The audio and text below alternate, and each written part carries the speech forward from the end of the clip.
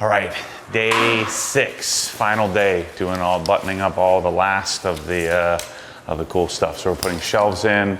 VinWiki sign is here. Check this out. That thing's sick. We'll get some footage of that. He also made some couple of hexes, and we got to do some recording today. But this buttoning up all the cleanup. So not a lot of video footage today. There's not a lot of really exciting things, but I figured we'd at least capture the shelves. You saw me unboxing them, but we're gonna put 2 shelves on each side. We need to keep it up higher because there will be times where Ed jams some cars in here and fits 3 across. And so we want to make sure that we're going, is this our 60? That's 60. Yeah. And so we're going to be putting a 72-inch shelf. We can get. I just laid it out in case we. Here and here on each size, matching on each side. Yeah, we got a lot of little projects to work on here today.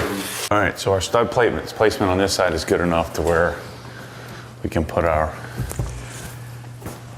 brackets, and then on the other side we have to get some drywall anchors. Sure, we could use toggle bolts, couldn't we? Yeah, we could, but I don't know if the head of the toggle bolt is big enough. Unless we have some small washers we can utilize. Yeah, I mean, I think the toggle bolt heads are pretty decent on They're those. reasonably big. Yeah, I think they are. They're big enough. The only thing is, Matty, you're going to have a big hole to get the toggle in, and you're going to see that from the edge of the bracket. So that won't work. So there's our level line. Stud placement, edge shelf, center line. So, yeah, so we'll get 1 shelf, and we'll grab some gallons and some stuff. See what height we want to make it. Yeah. We're not only transforming Ed's garage, we're transforming him as a human. So we're gonna get him all set up with this kind of stuff. But right now, Mike needs me to unbox this so we can have some gallons and spray bottles so we can set our height for our second shelf. So this is our interior cleaning package. We got 10 glass towels.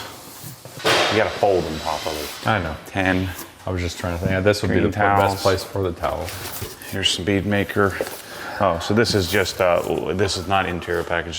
We're doing interior car washing, wheel cleaning packages, and bucket package.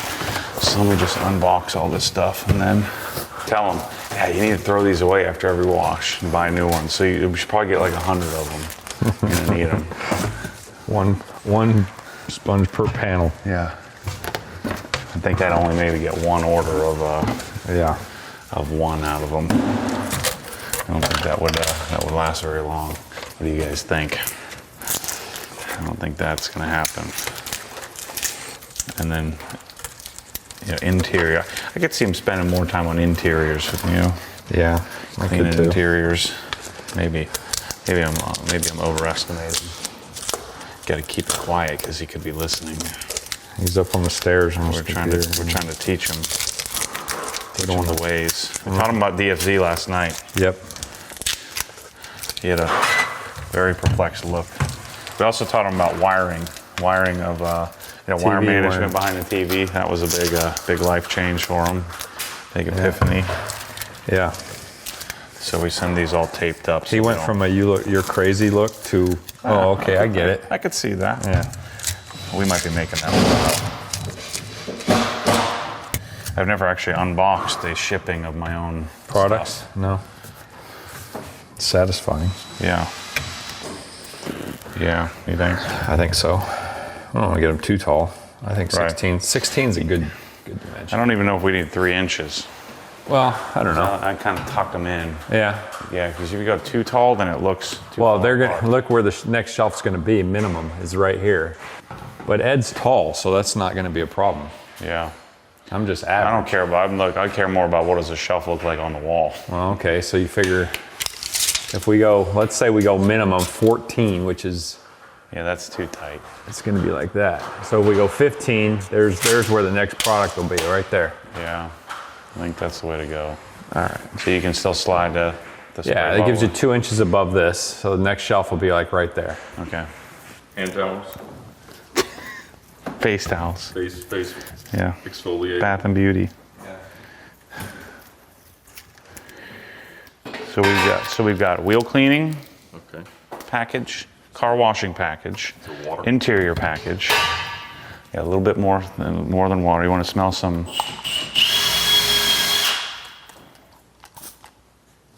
Give it a little. Oh wow, look at that. This is your car scent. So that's Eden. Oh, that's what like we want the cars to smell like. And then this is Bliss. Not This is a little more crayons. manly.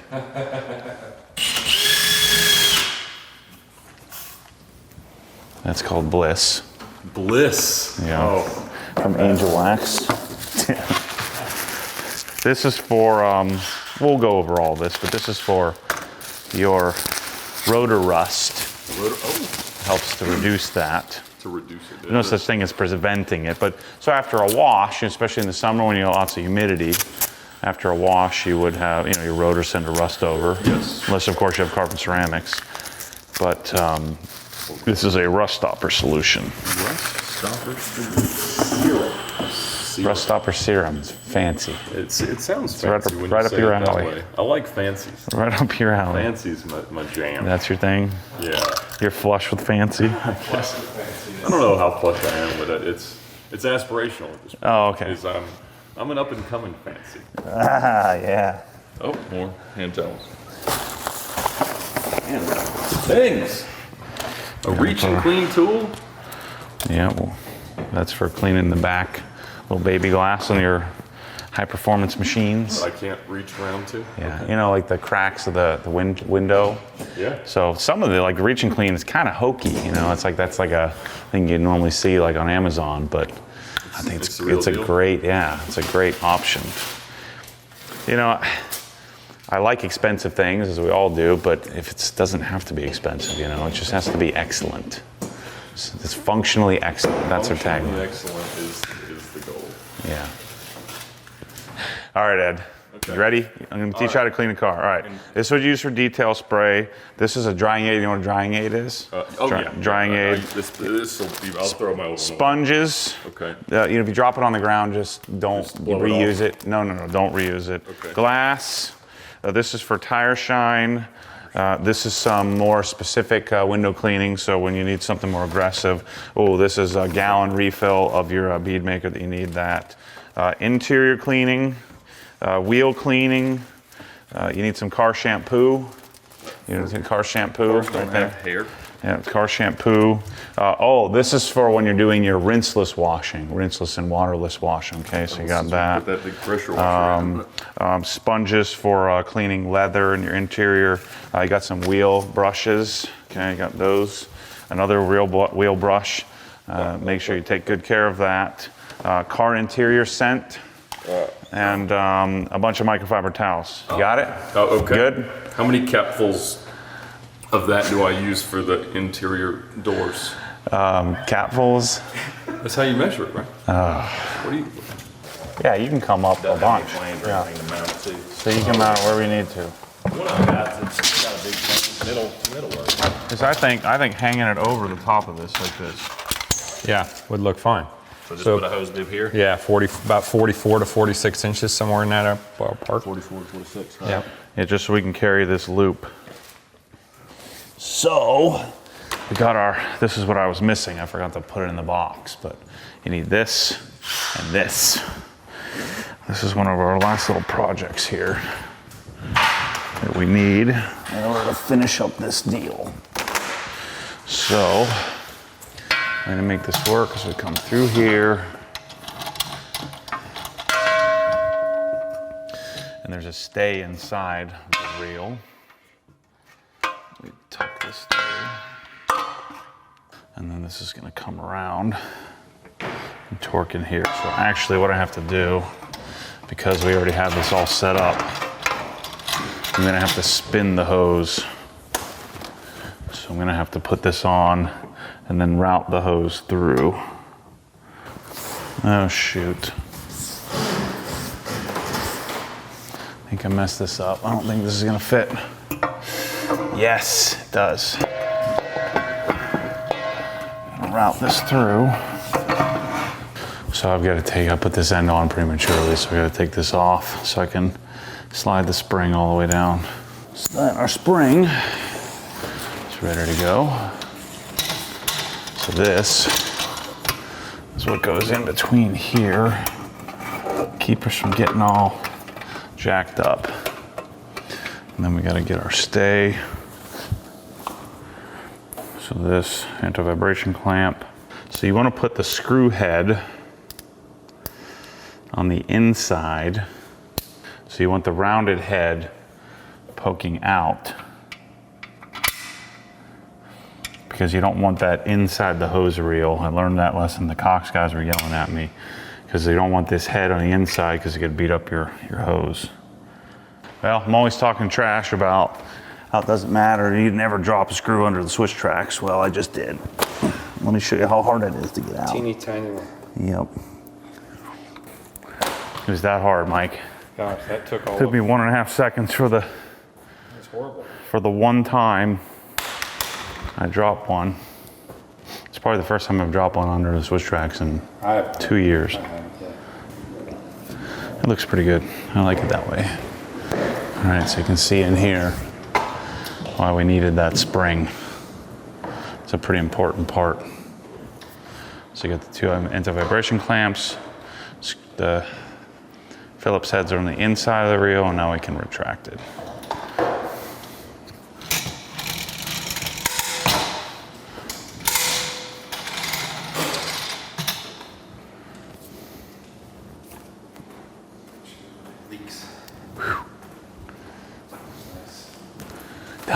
Done. Mike's finishing up the CR over here. Marine's dialing in our paint. It's a beauty flat paint. All you got to do is touch it up. So our bucket filler location had to go. We had to shoot the gap there, which may not be a bad move. No, I don't think so.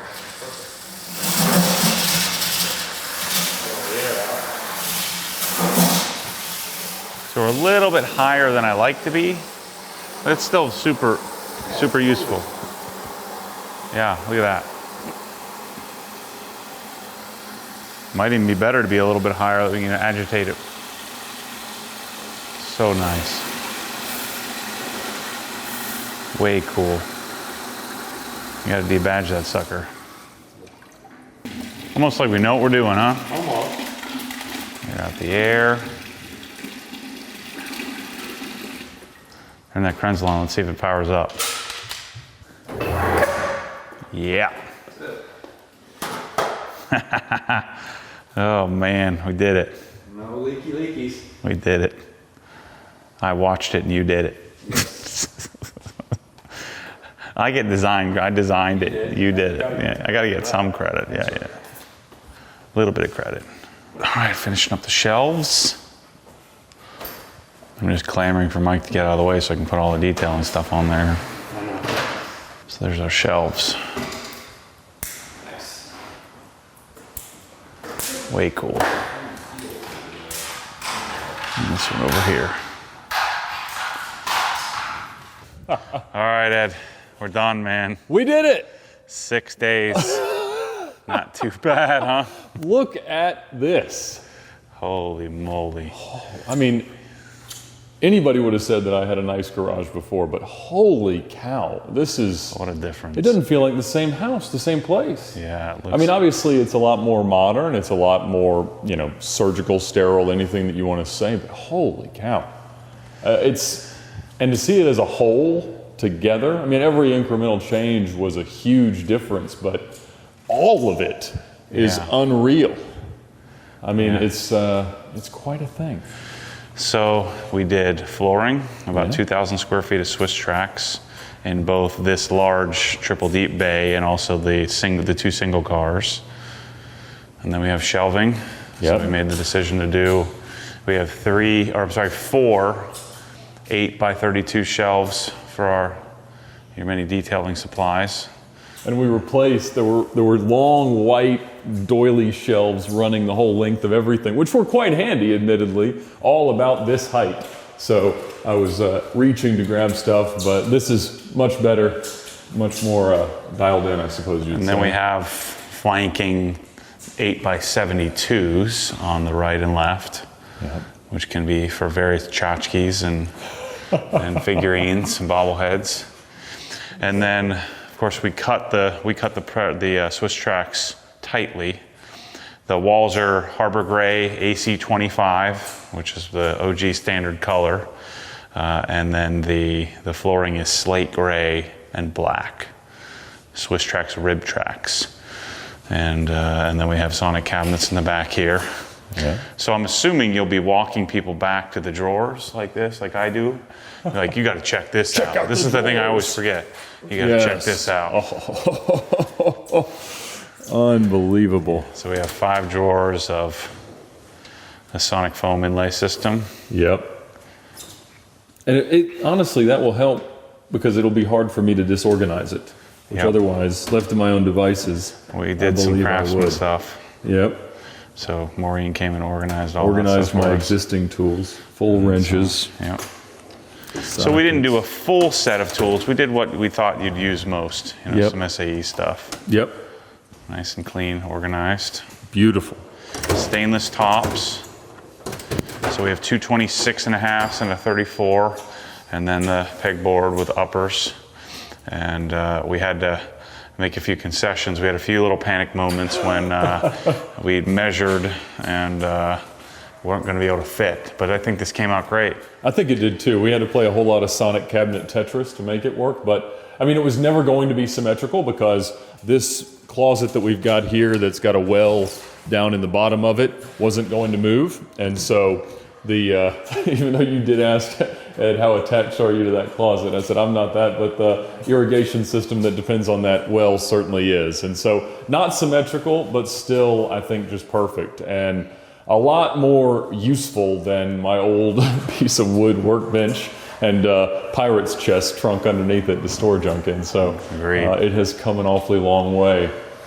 And then, of course, our Jenny compressor. Just so happened to work out, the gentleman who built the house before thought and put a breaker in here. There's a switch somewhere. Yep. So there's our Jenny K2 60V, so 60 gallon, 2 horsepower. It's going to fill up your tires really fast. All 425 pounds of it. I mean, something like that, yeah. There you go. And then it comes right out here. Pressure regulator. So we have our Prevost Alto 3, Prevost Stowflex hose, into a Cox Easy Coil OG Spec reel with a Prevost S1 coupler, and then the Prevost power cord, 20 amp power cord reel.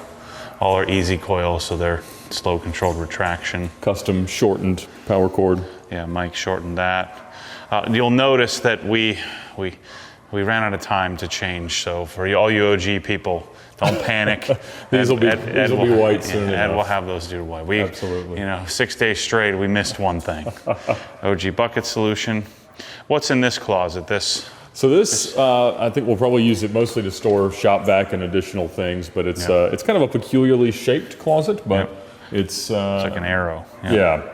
We carried Swiss Trax. Mike cut all the angles there. I mean, just perfectly. Yeah. There were, and how many? We only messed up 6, 5, something like that. So, well, that's Mike, not me, not us, not me and you. Oh, of course not. We wouldn't dream of it.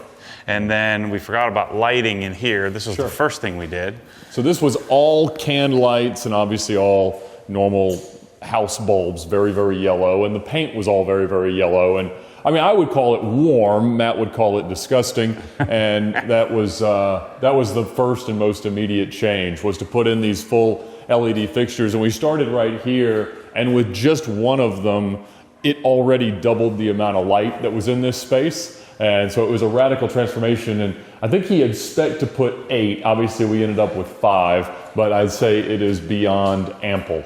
Yep. Definitely can see every spot that I leave on a car, and maybe that'll motivate me to leave a few less. And then you had an OG and VinWiki sign made. I did, thanks to Super Sign. They were able to, at the very last minute, put that in. Matt would not allow me to re-put up my vinyl VinWiki banner on its grommets and pins, and I think he was very correct about that. So got the hex up down back there behind the well room, and the VinWiki logo here. And we had talked about actually opening up this bump out, which is behind where I sit to film our VinWiki Car Stories interviews. it wouldn't make sense to let more light in from that angle at the, at the current moment. But at some point, as that becomes our primary guest room in the house, that'll be, I think, part of the plan. So we'll see how that goes.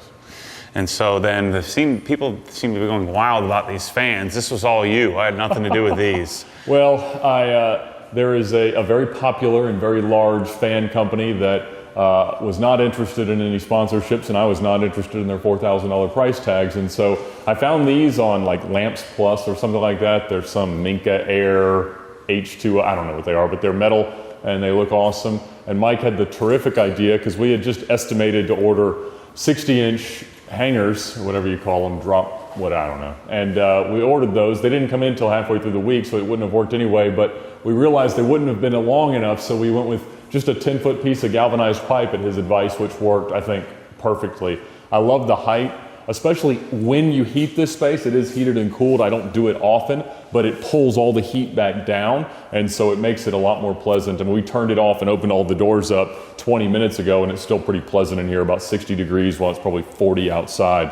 So I love the ambiance of just watching them spin, and they wired right in, so it worked perfectly, and they were like $400 each.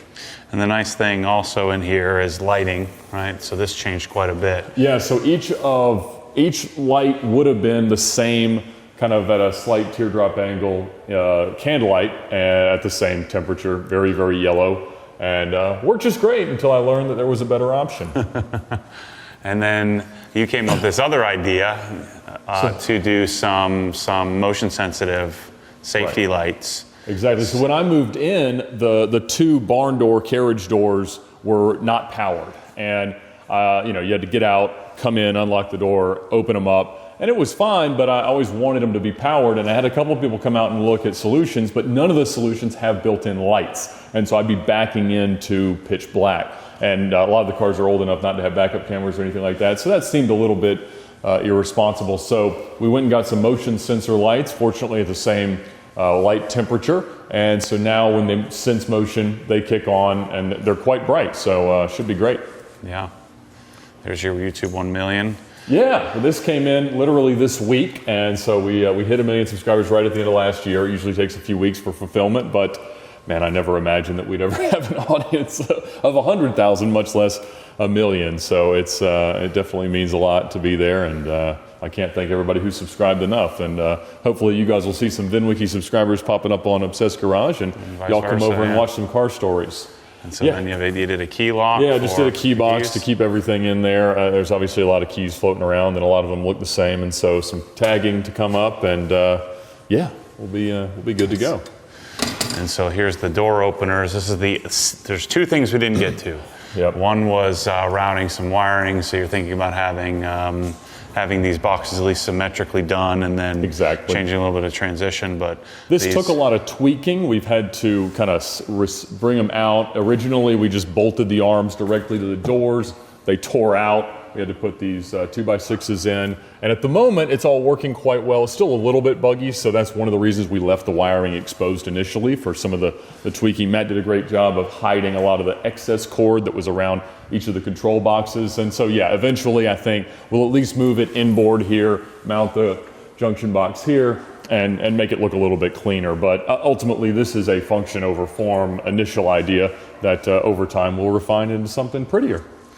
And then one of the things I've been going on and on and on about was the transition here. Of course, we had a problem, so talk a little bit about the problem we had with when we were doing our design, and that Swiss Trex can't carry an angle like this. Right, so these two bays are at probably whatever this is, I don't know, 35, 45, 40 degree angle. And so this little pie-shaped area would have either required a lot of peculiar cuts, or if we continued all the way through, these would not have been perpendicular to the entry point. And so that didn't quite make sense. And also there's a half bath here with kind of a utility sink and a toilet. And so, Swiss Trex in a bathroom also seemed a little bit strange. And so I found this porcelain tile for like $5 a foot at Floor & Decor, and it kind of matched the general color scheme. So it seemed like a good idea. And the guys were able to frame it in with some metal, backing here, just to make sure they got exactly to 3/4 of an inch, so that it wouldn't have any height transition to the Swiss tracks. And they were able to do that with just grout. Now, sometimes I'll either park a golf cart here. If I have a really small car like a 911, I can pull it in here and then back it up and fit a car between normally sized cars here. I might do that a little bit less because you don't want to drive too much on porcelain tile, but at the same time, I think with a lightweight car, we'd be okay. And so I was really happy with how that played out. Next step is obviously clean up the stairs going upstairs to our studio. We didn't have time to sand down the stairs and refinish them, but that'll probably be it. Either paint the stairs, probably a slightly darker gray, or just go with a gray carpet runner. Yeah, and so, porcelain tile is drivable, but you need special, it needs to have a specific rating. And that tile is quite a bit more expensive. And since we knew you weren't going to be driving in this area very often. Works great. Yeah, this will be fine. Yeah, it's got a lot of movement to it. I think it'll be nice. And we talked a lot about what to do with this space. Quite honestly, what was here before was a black, red leather, and chrome bar that I would just use as a shelf. And, if we have parties in here, we'll serve drinks off of it. And so I wanted something else there that obviously fit the motif. And Matt was resistant, thinking these were going to stick out too far, the Sonic cabinets, but I think it just came out perfectly. Just went with the normal barn doors, whatever you call it, cabinet cupboard thing. And I think they come out great. So did that, hung a television above it, and Matt insisted that we hide the cords ever so properly, and installed a new outlet there. There wasn't anything to power it at that point, so Mike went through and got us power, and you can't even see it. It's like magic. Yeah, so these are two 26.5-inch Sonic lowers, and so they have 2 shelves each. I guess 3 shelves if you count the base, and so you have plenty of storage in there. Mm-hmm. You can store whatever you need. More tchotchkes. More tchotchkes, yeah. This is an LG, I think a UM7255 LCD. I couldn't talk him into OLED here, so. Well, he was very, very critical of my, discount Amazon purchase until he then revealed that he'd bought the same television for his Airbnb to return at the end of the week. I would do nothing of the sort. So that one's going to go in my basement. You're forgetting about the shrine behind you right here. Ah, yes. I thought we might get to that last. So, the Krenzler. You're getting good. You're getting it. Yeah. I'm getting it? Did I get it? Yeah. So you said it was 2 dots. It's a bar, which is not a thing. Well, they're 2 dots. Artistic. Liberty. Krenzler. Yeah, so, admittedly, my car detailing strategy has pretty much always been pull the pressure washer out, blast the car off, throw it back in there, and then drive away as fast as possible to dry the car. Matt's very critical of that, and I think he's now equipped me to do something certainly better. We've got special buckets, special soap, special other things that I don't yet understand but might learn, and then we can dry it off and use this spotless water. So it might actually work now that they're ceramic coated, and you could move right along. And so this is a K1322.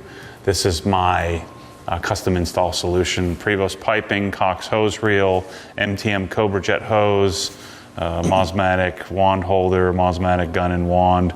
We also have an MTM foam cannon to foam the car as well. And then Mike came up with the idea, let's put the outlet on top so we don't have to see it. And they have plumbing coming down. Yes, we just did that today. I'll end up putting a piece of drywall or wood to cover that up. But this was also a last-minute decision because we wanted someplace that wasn't wildly inconvenient to mount the pressure washer, where we could get electricity and get water without too much difficulty. And so bringing it in there's an attic above us here as part of this build out of the garage, and that worked out great. So this was actually open, and then we just finished it across. And I think it works perfectly. Maybe ideally we would have put it along this wall, just because it would have been straight out to the larger area of the driveway. But I love making this kind of the centerpiece, because I think everything that you've done to package not only the functionality but the aesthetic of the pressure washer, I think is awesome. Yeah, it's fantastic. And then we have a single bay. It's very simple, very clean. We simply replace the fixtures that were in here with 4. There's a couple above the doors where we're getting a little bit of shadowing. Correct. But this is a standard single bay where we simply added the OG logo as well. That's right. Super Signs came through there, and I love it. I think I'm going to have Matt sign that one before he leaves. That's so cool. And there's a closet over on the left. where there's a utility closet where plumbing and electrical is. Yeah, the hot water heater for this side and a water filtration unit for the sinks and things like that's in there. Obviously, we improved the lighting in the attic. Even it was pretty dim up there. We had an extra fixture. Exactly. So it went to very, very good use. And then we have another bay over on the other side, which is the family bay, right? Exactly. Yeah. One of my favorite things about this house was that there is total separation between the bays that I use, and the one that can be used by my wife. And so her Mercedes GL63 tends to be right here, and as well as all my son's toys. And there's an outdoor kitchen, fireplace, and space between the bays. And so for what I'm doing, having to film interviews and things like that at home, it helps tremendously to have that. And this is just a perfect entryway into the house. We put new shelving up, brought one of the cabinets from Sonic in here, and I love the way it came out. We've got the freezer set up and everything else just to kind of fit very, very nicely. And my wife is super excited, and we'll do our best, I think, to keep it clean. We could have done Swiss tracks through here, but I thought I liked the transition using the porcelain tile. Wrong temperature light, you'll notice, but alas, it's nice. So the house was actually built in several phases, and so it was originally built in the 80s and then enlarged in 2000 when the whole neighborhood was built out. Originally, the house was a kangaroo farm, and so in the kind of initial enlargement of the house, it was just a 2-car carport here, and then where the big garage is, there was a basketball court. And so the third owner essentially built out all the garages. He owned a local collision shop, and obviously had several cars in the big bays that he didn't use much because it was very difficult to get them in and out based on the way that everything was packaged. But this came out as a massive improvement to even that. So when we walked in the garage at the open house, we were like, we're buying this house. And the rest of the house wasn't too bad either, so we decided to go through with the offer. Now, we just finished filming with Matt, him telling some of his best car stories. He came about 1.5 years ago and told some before, and this is where we do it, actually. The VinWiki storytelling set has actually existed in 3 different locations. Originally, it was out in my big open warehouse where we used to have the VinWiki headquarters, and I got sick of the noise of the neighbors and how hot or cold it would be. Obviously, it wasn't conditioned, and the echo was atrocious. And so I got tired of that. And it just blew out all the walls one night without permission and started doing it in my office. And so that's where he filmed. And then just over 1 year ago, we moved here. Tried to replicate the set. Sometimes I guess it's a little bit underwhelming for people to see that it's not this big, old, grungy warehouse full of automobilia, but in fact, it's a guest bedroom now. So this is where you might say the magic happens. It's where we make the VinWiki car stories. And the set's evolved a little bit in terms of some of the artifacts of my car history that have occupied it. Wheels of different cars. That's the differential to my old LP640, the trophy that you get when you win the 2904. Stickers, stuff. Our original 100,000 subscriber plaque is there. They've updated the design since we got it. And it's worked really well. I mean, obviously our goal with VinWiki Car Stories is to immortalize the stories of people who have been around the car industry, have had great experiences in cars, and kind of to be a blown up version of what would be appropriate as a post in our VinWiki app. And so hearing things like Matt's discussions of how he's, worked on his cars and made them his after buying them either new or pre-owned or whatever the case may be, is the kind of stuff that we love to see. And that's the kind of stuff we like to see documented in the app as well. And so you sit, so a person that comes to interview would sit in this chair right Right. here. And then I sit here and listen. And do a lot of head nodding and directing. And occasionally refining the way a sentence structure works. And so that bump out that I mentioned that we can see below is this. And I don't know what it's really for. There are closets, so it wasn't necessary. It almost seems like it was designed for a big projection television. But again, this enlargement to the house, the garages were done in 2010, so nobody was buying a projection TV in 2010. So I don't understand it, but it's here.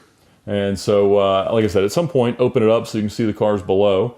But until then, it's the studio. So this has been the Obsessed Garage build in my garage. I'm Ed Bolian for VinWiki, and I cannot thank Matt, Mike, and everybody at Obsessed Garage enough for everything that they've done. It's a tremendous honor. It's an unbelievable thing to just behold the transformation from this exact color scheme all the mustard yellow and beige carpet that you could ever want into a perfectly dialed in and perfectly usable garage. So thank you all for watching. Thank you for subscribing to Obsessed Garage. Feel free to check us out at VinWiki and see some more of Matt's stories, but make sure that you do the best that you can to dial in your own garage.